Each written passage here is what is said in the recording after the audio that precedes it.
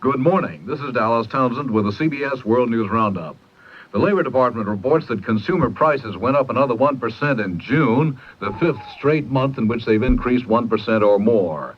Fast rising costs of gasoline and home heating oil were largely to blame. Inflation is still running at an annual rate of higher than 13%. What to do about standby gasoline rationing authority? That's the question now facing House Democratic leaders in light of an unexpected complication last evening. The bill was making good progress when the House approved an amendment introduced by Republican Benjamin Gilman of upstate New York. In the late 1950s, the U.S. was importing 350 million barrels of oil per year. By 1969, American domestic output of oil couldn't keep pace with increasing demand. In 1973, U.S. production had declined to 16.5% of global output. The costs of producing oil in the Middle East were so low that companies could turn a profit despite a U.S. tariff on oil imports. This hurt domestic oil producers in places like Texas and Oklahoma. The 1973 Arab-Israeli War and a simultaneous global recession made matters worse. The Nixon administration supported Israel in the conflict. It caused Middle Eastern countries to enact an embargo on the United States. Within 1 year, it quadrupled the price of oil. AAA reported that in the first week of February 1974, 20% of American gasoline stations had no fuel. Odd-even rationing ensued. Vehicles with license plates having a last-digit odd number could buy gas only on odd-numbered days, while others could buy gas only on the evens. In 1974, the Emergency Highway Energy Conservation Act mandated a national speed limit of 55 miles per hour. Development of the Strategic Petroleum Reserve began in 1975, and in 1977 the Department of Energy was created, followed by the National Energy Act of 1978. In 1979, the Carter administration was getting its fair share of blame for continued inflation, and members of Congress were laying the groundwork for the 1980 elections. Meanwhile, Hyman Brown launched the CBS Radio Mystery Theater in 1974. The need to bring back radio drama was in me. Radio had become music and news and a service rather than an entertainment. Fortunately, Sam Diggs, who is the president of CBS Radio, and we were old friends, and we would kick this around at lunch once or twice every 6 or 8 months. And then about a year or a year and a half ago, when I came to him with this idea of 7 nights a week, to create a habit once again, so that the station that carries the drama can truly say, we're the drama station. Stations, as you know today, radio stations, are programs. A station plays a particular kind of thing. It's either all news or all rock. Here we are, back with something where the station can say, we are the drama station. You got to give them a reason for this. The show would be a direct descendant of Inner Sanctum Mysteries. When the program debuted on January 6th, it did so as part of a new radio service called the CBS Drama Network. 218 stations from around the country began broadcasting the show. We broke the mold, literally. That's the only way to bring something back. We're going to be on the air 7 nights a week with a 53-minute complete mystery drama each night. 7 nights a week. Never in the history of radio broadcasting did anybody attempt to do a series 7 nights a week. I didn't want to go back. I wanted to go forward. I felt that the dialogue patterns of 74, that the recording techniques of 74, that the whole style of relationship between actor and spoken word is different in 74, and it is. Episodes contained 45 minutes of drama with introduction and postscript. There would be 5 commercials for CBS and 5 for local stations, along with a 7-minute news bulletin. Writers like Ian Martin and Sam Dan were paid about $350 per script. Actors were paid a union scale of $74 per hour. Episodes were recorded in Studio G at the CBS Radio Annex on 52nd Street in New York. Mystery is a flexible word. It's the macabre, the suspense, the eerie, the unexplained, the unseen. We'll do ESP kind of things, the occult stuff that deals with outer space, maybe some science fiction, but no detective stories. I don't want to get into, have to bog down into explanations and detective mysteries. I don't care if I don't explain to you the phenomena that we're dealing with. They're just tight, good, mystery suspense stories. Hi, radio drama has been dormant for 20 years, for a full generation. Now, in that period of time, what changes have taken place as far as radio drama that, as you conceive of it, is concerned? Well, first off, the whole production technique has changed. I'll be recording on equipment that didn't exist 20 years ago. I have a 16-channel console. I'll only use 1 or 2 channels, but I have 16 channels.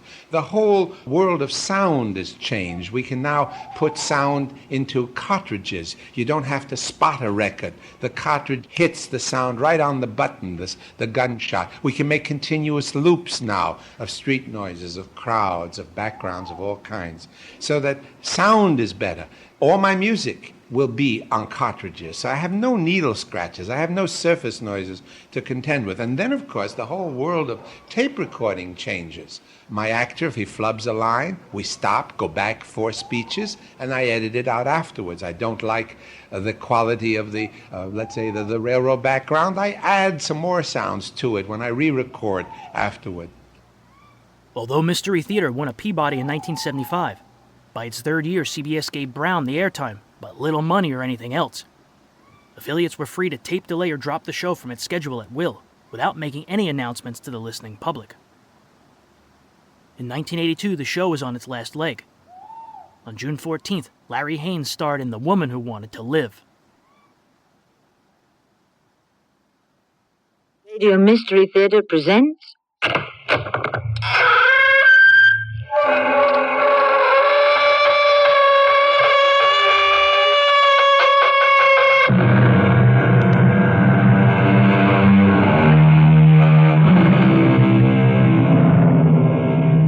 in.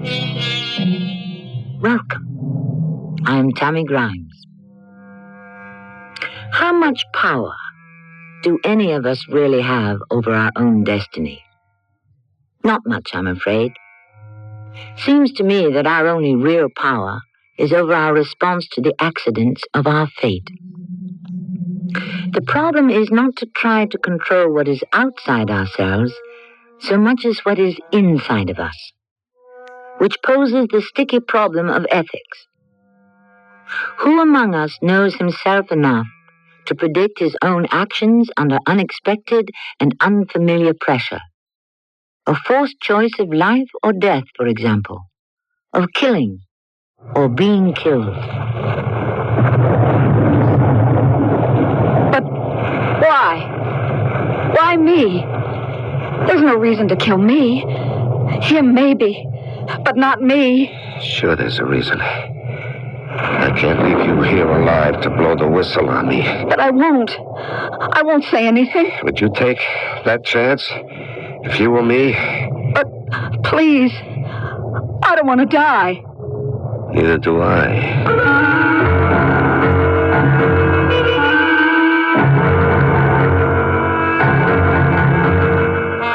Our mystery drama, The Woman Who Wanted to Live, was written especially for Mystery Theater by Bryce Walton and stars Larry Haynes and Roberta Maxwell. I'll be back shortly with Act One. Hi Brown, who used to do In a Sanctum, has revived radio, or is trying to, with a show called the CBS Radio Mystery Theater, I guess it is, which in format basically is kind of like the old In a Sanctum shows. It's more believable now and less ethereal than it was as In a Sanctum. And we're doing mystery shows. I've done 2 of them now. I think they should catch on. I think there is a market for radio drama. Is there any problem in adjusting to radio drama again? I felt like I had never done a radio show in my life because it had been 15 years, and I went in with great trepidation and said, my goodness, I'm going to have a script in my hand now. How will I handle it?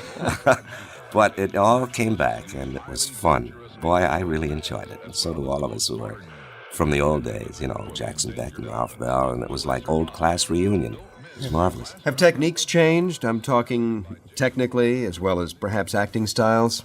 No, acting styles haven't changed. The technical end of broadcasting has changed a bit. Things are more electronic now than they were in the old days of radio. Most of your sound effects were done manually, and now they use cartridges. It's kind of a hard adjustment for us, because we used to kind of time our dialogue with the sound effects man, and that was helpful. Do you have a live manual sound effects man there as well? Oh, yeah. You know, things like opening and closing a door and footsteps.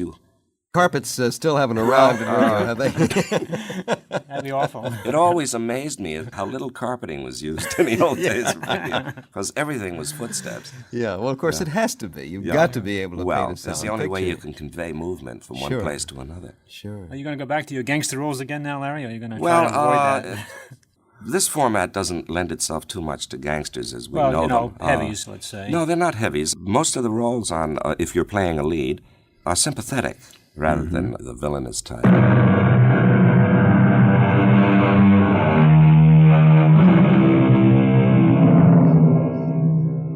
It is a night of thunder and rain and darkness. A night of fateful coincidences. A night that invites violence and vengeance, for its darkness hides Ray Barden, robber and man-killer. A few hours ago, Barden broke out of the maximum security prison at Browndale. Armed, wounded, deadly. He stumbles out of a forest of wild cypress onto a lonely stretch of coast road. There is almost no traffic. The only light visible for miles comes from a small garage and filling station. The attendant inside the station, a blond young man, bends over the cash register, checking the day's receipts. 7, 8, 9, and that's another 10. For a grand total of $53.61. I didn't hear anybody drive up. No, nobody did. Oh, ran out of gas, huh? Yeah, you could say that. Have far to walk? Far enough. Boy, what a night to be... Oh, boy. A live one. Right. And don't push, Sonny, or I'll blow you away. For $53.61? For nothing. Okay. I'll play. Watch that cannon, Bandito. My daddy once told me never point a gun at a guy unless you intend to use it. Good advice. He ever tell you to shut up? Yeah, so you better shut up. But just reach behind you to the sack of tires. This rack here? Yeah, that's the one. Now find the empty chain sack. That's it. I'll put the $53.61 in the sack. All right? Now toss the sack over here by the door. In the good old days, you'd be robbing the rich and giving that to me. Yeah, maybe in an old movie. Okay, let's have the keys. What keys? To the Jeep out there. Oh, sure. They won't do you any good, though. Why not? The Jeep's had it. Rod's burned out. Yeah? Yeah, it's war surplus. Near burned out when I got it. Mister, you won't get that Jeep out into the highway. Yeah, well, I'll find out. First, you see that roll of friction tape on the shelf? Yeah, sure, I see it. All right, now take it and plaster up that big mouth of yours. Now, there's no reason And then I want you to lie belly down on the floor with your hands behind your back. What do you know? A second customer. When it rains, it pours. Hold it, kid. Don't trip. No, you dumbhead.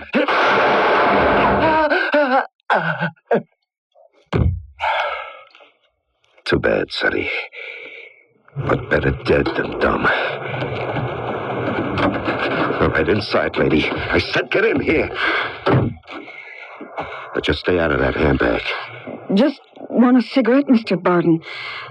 But it seems I left them in the car. Just stand right there.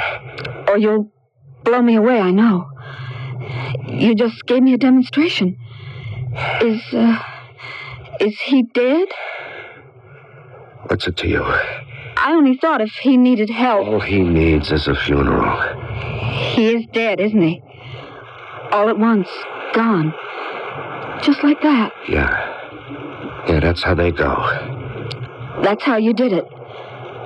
Why? Why do you have to kill? He was dumb. He thought you driving up drew my eyes away and he could push me. And you're not smart either. Just bad timing. Sorry about that. It's your funeral. Did you come in alone? You see anyone in the car? No. But a friend could have run off somewhere down the road to call the cops. I'm alone now. No friends, huh? Not a one. What a waste. A looker like you. Yeah, a real looker. It's too bad. That's why I'm not supposed to be smart. All blonde lookers have to be dumb? I knew a smart blonde once, a long time back. But she didn't have your style. Yeah, a real waste. But I've got to be on my way. So I'll take your car. You won't be needing it. But why? Why me? Why should you care when in a minute you'll be dead? But what reason? Him, maybe. But not me. I just want a cigarette, Mr. Barton. You're dumb, same as him. Admitting you know me, know my name, that's dumb. And I can't leave you here to blow the whistle on me. But I won't. Would you believe that? If you was me? You've got to believe me. I can't take that chance. Please. I don't want to die. Neither do I. So, what's new? Well, some people don't seem to care much. But life started to be good to me. I care a lot. So do I. I'm out of the prison cage with a chance to stay out. That's the last break I'll ever get. I'm not leaving you here alive to bury me. No. I won't die. I won't. Oh, sure you will. We all will. Like you said, the timing's just a little off. I won't die now. Later, maybe. Anytime later. But not now. Just, do us both a favor, huh? Don't fight it. It can be quick and easy, but if you fight it, it can get all messed up. I just step back there on the other side of the window. You're weird. You're going to kill me anyway, and you're giving me orders. You're going to turn out the lights, lock the door. You want me out of sight of anyone who might look in through the window. You figure that'll give you a good run before anyone uncovers anything here, right? Shut up. Or you'll kill me? I should do you a favor. Walk to my place of execution, assume my proper position, die by the numbers with a smile? You're the type that'd have a body digging its own grave. All right. So have it your way. I will. And sorry to inconvenience you, Mr. Barden. I'll fight. I'll resist. And when it's done, you'll have to drag me where you want me. That won't be easy, will it, Barden? With that bum arm, losing what's left of your blood? You can hardly drag yourself around. I'll manage. Then what? Then what? I think there is something so special between the listener and the other side of the microphone in the studio. Very special. I don't feel I'm talking to two men now. I feel I'm talking to a whole world. All of the people that you have created for me because of what you're doing. The CBS Radio Mystery Theater lasted until December 31st, 1982, closing down major network dramatic radio in the 20th century.